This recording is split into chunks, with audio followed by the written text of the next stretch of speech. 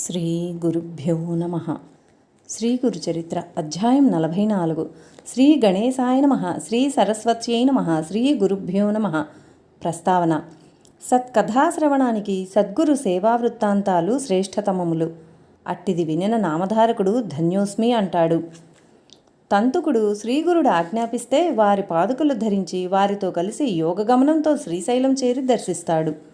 త్వష్టను గురుపుత్రుడు కోరింది అట్టి స్థితి అనే పాదుకలు పొందమనే. శ్రీగురుడు శ్రీశైల మల్లికార్జునుడు కల్లేశ్వరుడు కూడా తామేనని దర్శనమిచ్చాడు. మహనీయుల సంచారం వల్లనే తీర్థాలకు క్షేత్రత్వం సిద్ధించిందని శ్రీగురుడు చెబుతాడు. కానీ సద్గురువు తాను గురువునని చాటుకోడు. అందుకే శ్రీగురుడు తన నివాసం వలన గంధర్వపురము సంగమము పవిత్రమైనాయని చెప్పక అచ్చటి తీర్థాల దేవతల సాన్నిధ్యం వల్ల అవి పవిత్రమని చెబుతారు. ఆ దేవతలనే సేవించమని చెబుతారు. భక్తుడే అనుభవంతో సద్గురువు పరమేశ్వరుడేనని గుర్తించి ఆశ్రయించాలి. అందుకే శ్రీ రమణ మహర్షి తాను గురువునని ఇతరులు శిష్యులని తలచేవాడు ఆ పేరుకే అర్హుడు కాడు అంటారు. నిజానికి దేవతల కంటే సద్గురువే శ్రేష్ఠుడు. కల్లేశ్వరుడు నరకేశ్వరుని, చండలేశుడు నందిశర్మను తమనుగాక శ్రీగురుని సేవించమని ఆదేశించారు. ఈ లీల షిరిడీ సాయిబాబా చరిత్రలో కూడా చూడవచ్చు. శ్రీకృష్ణుని విశ్వరూపంలో లాగా సకల దేవతలు విశ్వరూపుడైన సద్గురుని యందు ఉంటారు. ముక్తికి సద్గురు కృపే ముఖ్యం. విమర్శుడనే రాజు మరి 7 జన్మల తర్వాత అగస్త్యుని అనుగ్రహంతో ముక్తుడనవుతానని చెబుతాడు. సద్గురువును మానవుడని శంకించడం పాపమే. ఇతర పాపాల వలె అది కూడా సద్గురు సేవ వలన క్షాళనమవుతుందని శ్రీగురుడు నందిశర్మకు చెబుతాడు. భావయుక్తమైన సద్గురు స్తోత్రం కూడా అంతటి మహిమాన్వితమే. శ్రీగురుని అనుగ్రహం వలన విద్యావంతుడైన నందిశర్మ చేసిన గురుస్థుతి అతని కుష్ఠవ్యాధిని నివారించి అతడికి తత్వజ్ఞానము భుక్తి ప్రసాదించింది. సద్గురు కథాశ్రవణము, రచనము, పఠనము కూడా ప్రధానమైన ముక్తి సాధనాలేనని నందిశర్మ నరకేశ్వరుల వృత్తాంతాలు నిరూపిస్తాయి. అంతటి సద్గురు చరిత్రను పారాయణ చేస్తున్న మన భాగ్యం ఎంతటిదో గుర్తించి పారాయణ చేయాలి. ఇట్టి దృఢమైన స్మృతి మనలో కలిగేందుకు మిగిలిన దత్తావతారులైన సద్గురువుల చరిత్రలు కూడా ఇంత శ్రద్ధగానూ పారాయణ చేస్తే అన్ని రూపాలలో అవతరించిన శ్రీ దత్తస్వామి పట్ల మన భక్తి దృఢమవుతుంది. ఈ విషయాలనే 44, 45, 46 అధ్యాయాలు వివరిస్తాయి. కథారంభము. నామధారకుడు నమస్కరించి, స్వామి, మీ గురుని లీలను ఇంకొకటి వివరించండి అని కోరితే సిద్ధయోగి ఇలా చెప్పారు. శ్రీగురుని సేవకులలో తంతుకుడు అనే సాలెవాడు ఒకడుండేవాడు. అతడు నిత్యము ఇంటి పనులు చూచుకొని మఠానికి వచ్చి ముంగులి ఊడ్చి నీళ్లు చల్లి ముగ్గులు పెట్టేవాడు. అటు తర్వాత అతడు శ్రీగురునికి దూరం నుండే సాష్టాంగ నమస్కారం చేసుకుని వెళ్తుండేవాడు. ఒక సంవత్సరం శివరాత్రికని అతని బంధువులందరూ శ్రీశైలం వెళుతూ అతన్ని కూడా రమ్మన్నారు. అతడు, ఓరి వెర్రివాళ్లలారా, శ్రీశైలం ఎక్కడో ఉన్నదనుకొని కాళ్ళీడ్చుకుంటూ అంత దూరం పోవటం ఎందుకు? శ్రీగురుని మఠానికి మించిన శ్రీశైలం వేరే ఎక్కడైనా ఉన్నదా? శ్రీగురుడు కాకుండా వేరొక మల్లికార్జునుడు ఉన్నాడా ఏమి? నేను ఆయన మఠాన్ని విడిచి వేరెక్కడికి రాను అన్నాడు. అతన్ని ఏమీ తెలియని మూర్ఖుడని పరిహసించి వాళ్ళందరూ యాత్రకు వెళ్ళిపోయారు. అతడు వాళ్ళందరినీ సాగనంపి గురుసేవ చేయడానికి మఠానికి చేరుకున్నాడు. స్వామి అతన్ని పలకరించి, నాయనా, మీ వాళ్ళందరూ శ్రీశైలం యాత్రకు పోతుంటే నీవొక్కడివే వెళ్లకుండా ఉండిపోయావేమి అని అడిగారు. తంతుకుడు చేతులు కట్టుకొని, మహాత్మా, మా వాళ్ళందరూ మూర్ఖత్వం వలన ఆ క్షేత్రంలో ఉన్న ఒక రాయిని చూడ్డానికి వెళ్ళారు గాని మీ పాదాలలో లేని క్షేత్రమేమున్నది అని చెప్పి నమస్కరించి తన నిత్య సేవకు ఉపక్రమించాడు. తరువాత శివరాత్రి వచ్చింది. తంతుకుడు ఆనాడు ఉపవాసం ఉండదలిచి మధ్యాహ్నం సంగమానికి వెళ్ళి స్నానం చేశాడు. తర్వాత అక్కడ అనుష్ఠానానికి వచ్చి ఉన్న శ్రీగురునికి నమస్కరించి ఒక ప్రక్కగా ఆయన వద్ద కూర్చున్నాడు. కొద్దిసేపటికి స్వామికి అతనిపై దయగలిగి, ఏమిరా, మీ ఇంట్లో అందరూ మల్లికార్జున స్వామి దర్శనానికి శ్రీశైలం వెళ్ళడం వలన ఇంట్లో పాపం నువ్వు ఒక్కడివే ఉన్నావు కాబోలు. నీవిదివరకు ఎప్పుడైనా శ్రీశైలం దర్శించావా లేదా అన్నారు. తంతుకుడు, స్వామి, ఏలిని వారి పాదాలు తప్ప నేనింకేమీ ఎరగను. తీర్థయాత్రలన్నీ నాకు మీ పాదసేవలోనే ఉన్నాయి అని దృఢమైన విశ్వాసంతో బదులు చెప్పాడు. ఈరోజు అక్కడ బ్రహ్మాండమైన ఉత్సవం జరుగుతున్నది. నీవెప్పుడూ చూడలేదు కదా, నీవు కూడా వెళ్తే బాగుండేది అన్నారు శ్రీగురుడు. అతడు, స్వామి, నాకు దాని మీద అంత ప్రీతి లేదు. అయినా మీరంతగా చెబుతున్నారు గనక ఎప్పుడైనా మీరు చూపిస్తే చూడాలనున్నది అన్నాడు. శ్రీగురుడు అతని మనోనిశ్చయానికి అబ్బురపడి అతన్ని ప్రేమగా దగ్గరకు పిలిచి, నీవే మా నిజమైన భక్తుడువు కనుక నీకిప్పుడే శ్రీశైల దర్శనం లభిస్తుంది. నీవు ఈ మా పాదుకలు గట్టిగా పట్టుకొని కన్నులు మూసుకో అని ఆదేశించారు. అతడు చిత్తం అని అలానే చేశాడు. అప్పుడు శ్రీగురుడు అతన్ని క్షణకాలంలో శ్రీశైలంలోని పాతాళగంగ ఒడ్డుకు చేర్చి అతన్ని కళ్ళు తెరవమని చెప్పారు. అతడికి ఆ క్షణకాలం నిద్ర తూగినట్లు అయ్యింది. అతడు కళ్ళు తెరిచి చుట్టూ చూచి మొదట భయపడ్డాడు. శ్రీగురుడు నవ్వుతూ, భయపడతావెందుకు? ఇదే శ్రీశైలం. నీవు వెంటనే క్షౌరము, స్నానము మొదలుగున్నవి పూర్తి చేసుకుని శ్రీ మల్లికార్జున స్వామిని దర్శించుకొని రాపో అని హెచ్చరించారు. తంతుకుడు శ్రీగురునికి నమస్కరించి ఆయన చెప్పినవన్నీ పూర్తి చేసుకుని మల్లికార్జునుడి దర్శనానికి వెళ్తుండగా దారిలో ఒకచోట అతని బంధువులు ఎదురయ్యారు. వాళ్ళతన్ని చూచి ఆశ్చర్యపడి, ఏమయ్యా, నీకు ఆ స్వామి సేవ తప్ప మరే యాత్రలు అక్కర్లేదన్న వాడివి మళ్ళీ మా వెనకనే ఈ క్షేత్రానికి వచ్చావేమి అని ఎగతాళి చేశారు.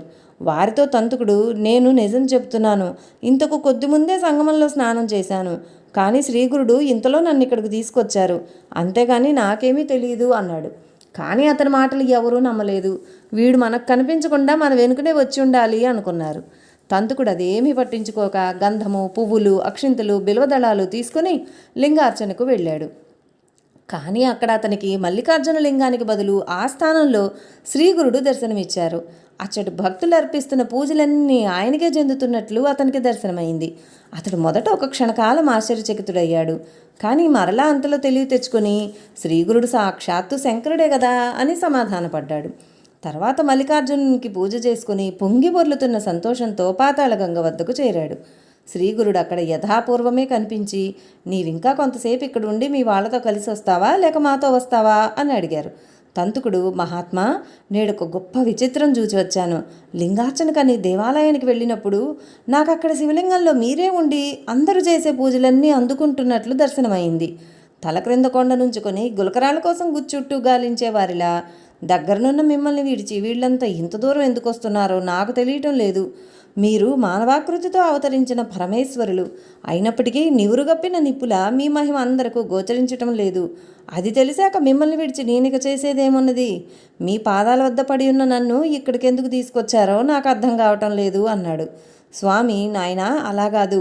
విశ్వమంతటా వ్యాపించి పరమేశ్వరుడు ఒక్కడే ఉన్నప్పటికీ ఆయన సన్నిధిని అనుభవించడానికి స్థానమహిమ భక్తులకు ఎంతో ఒక్కరిస్తుంది అన్నారు. అప్పుడు ఆ భక్తుడు దానిని వివరించమని కోరగా శ్రీగురుడు ఇలా చెప్పారు. నాయనా, మహాశివరాత్రి నాడు ఈ క్షేత్రంలో ఎంతో మహిమ ఉంటుంది. పూర్వం కిరాత దేశంలో పరాక్రమశాలి, బుద్ధిమంతుడు అయిన విమర్శనుడనే రాజు పరిపాలిస్తుండేవాడు. అతడు ఈశ్వరభక్తుడే గాని యుక్తాయుక్త విచక్షణ లేకుండా ఇంద్రియ సుఖాలు అనుభవిస్తూ పరస్త్రీ లంపటుడుగా ఉండేవాడు. కానీ మరొక వంక నిత్యము శ్రద్ధగా లింగార్చన చేసి నృత్య గీతాలతో విధిగా శివుని సేవించేవాడు. అతని భార్య కుముద్వతి మహాగుణవంతురాలు. ఆమె ఒక రోజున అతనితో, ప్రాణనాథ, మీకు కోపం రాదంటే ఒక మాట అడుగుతాను, చెప్పండి. ఆహార విహారాదుల్లో ఎట్టి నియమము పాటించని మీకు ఇంత నిశ్చలమైన ఈశ్వర భక్తి ఎలా సాధ్యమైంది అని అడిగింది. రాజు నవ్వి ఇలా చెప్పాడు. ప్రేయసి, నా పూర్వజన్మ వృత్తాంతం చెబితే గానీ నీకు ఈ సందేహం తీరదు. వెనుకటి జన్మలో నేను ఒక గొల్లవాని వాకిట్లో కుక్కగా జీవించాను.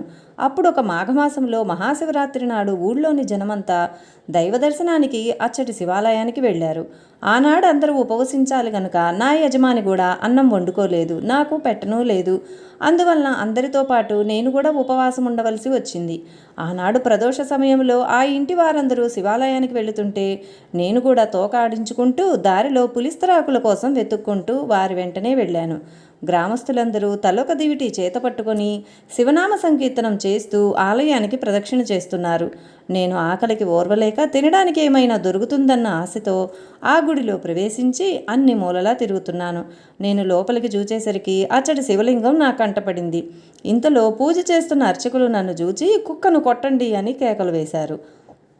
నేను పారిపోవాలని చూచాను కానీ సింహద్వారం దగ్గర సందు లేకుండా జనం మోగడంతో నాకు దారి చిక్కలేదు.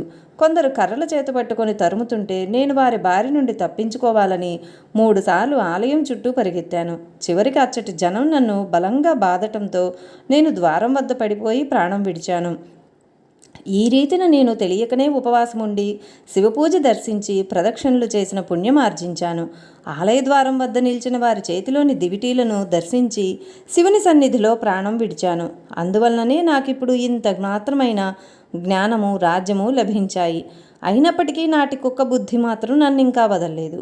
అందుకే నేను ఇప్పటికీ నా నడవడి తప్పు అని తెలిసినా మార్చుకోలేకున్నాను. కుముద్వతి ఆ వృత్తాంతం విని ఆశ్చర్యపడి అతని పాదాలకు నమస్కరించి, ప్రాణనాథ, శివానుగ్రహం వలన మీరు సర్వజ్ఞులయ్యారు. దయతో నా వెనుకటి జన్మల గురించి తెలపండి అని వేడుకున్నది. విమర్శనుడు నవ్వి, ప్రేయసి, పూర్వం శ్రీశైలంలో నీవు ఒక పావురంగా ఉన్నావు. నీవొకరోజు అడవిలో మాంసం ముక్కును కరుచుకొని పోతుండగా ఒక డేగ దానిని లాక్కోదలిచి నిన్ను తరిమింది. నీవు ప్రాణభీతితో మల్లికార్జునుని ఆలయం గోపురం చుట్టూ ఎగిరావు. చివరికి అది నిన్ను చంపి మాంసం ముక్కను ఎత్తుకుపోయింది.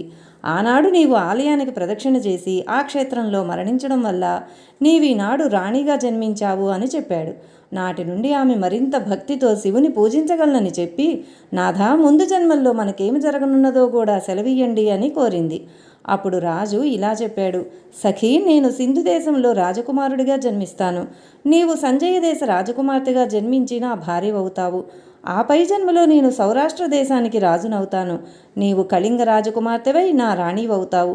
అటుపై జన్మలో నేను గాంధార దేశానికి రాజునవుతాను. నీవు మగధ దేశ రాజపుత్రికగా జన్మించి నన్ను వివాహం చేసుకుంటావు.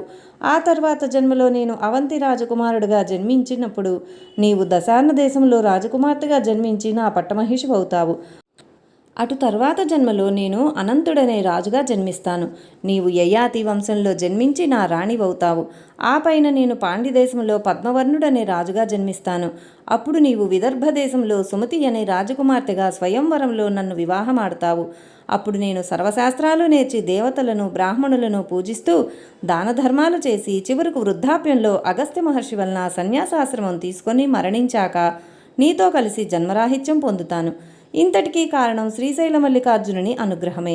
కనుక మనం శ్రీశైలం దర్శించి వద్దాము అని చెప్పి కుముద్వతితో కలిసి యాత్ర చేసి వచ్చాడు. కనుక తంతుక తెలియకనే ఈ క్షేత్రంలో చేసిన ప్రదక్షిణం వలన ఒక పావురానికి రాణి పదవి, తర్వాత మోక్షము కలిగాయి. నీకిప్పుడు ఈ సంగతి తెలిసింది గనుక నేటి నుండి నీవు నిరంతరము ఈశ్వరుణ్ణి ఆరాధించు. గంధర్వ నగరంలో ఈ మల్లికార్జునునితో సమానమైన మహిమగల కల్లేశ్వరుడున్నాడు. నీవు నిత్యము ఆయనను ఆరాధించు అని చెప్పారు. తంతుకుడు, స్వామి, మీరెందుకిలా చెబుతున్నారో నాకు తెలియడం లేదు. మల్లికార్జునుని స్థానంలో నాకు దర్శనమిచ్చింది మీరే గదా. సర్వవ్యాపకులు, పరంజ్యోతి స్వరూపులు అయిన మీ పాదాలను ఆశ్రయించిన నన్ను వేరుగా శివార్చన చేయమంటారేమిటి? మీరుగాక వేరొక దైవమున్నాడా ఏమి అని గురుపాదాలకు నమస్కరించాడు.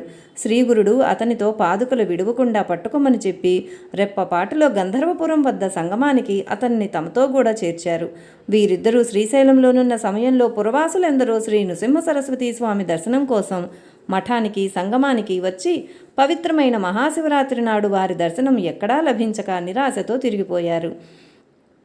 తర్వాత ఆ సంగతి వినగానే శ్రీగురుడు వారందరినీ పిలుచుకురమ్మని తంతుకుణ్ణి గ్రామానికి పంపారు. అందరూ అతన్ని చూచి ఆశ్చర్యంతో, నీవు మహాశివరాత్రి నాడు తలగొరిగించుకున్నావేమి అని ఎగతాళి చేశారు. అతడు జరిగినదంతా పూసగుచ్చినట్లు చెప్పి అందుకు తార్కాణంగా శ్రీశైలం నుండి తాను తెచ్చిన ప్రసాదము, పువ్వులు చూపాడు. వాళ్ళది నమ్మలేక, ఈరోజు మధ్యాహ్నం కూడా నిన్ను మీ ఇంటి దగ్గర చూచాము.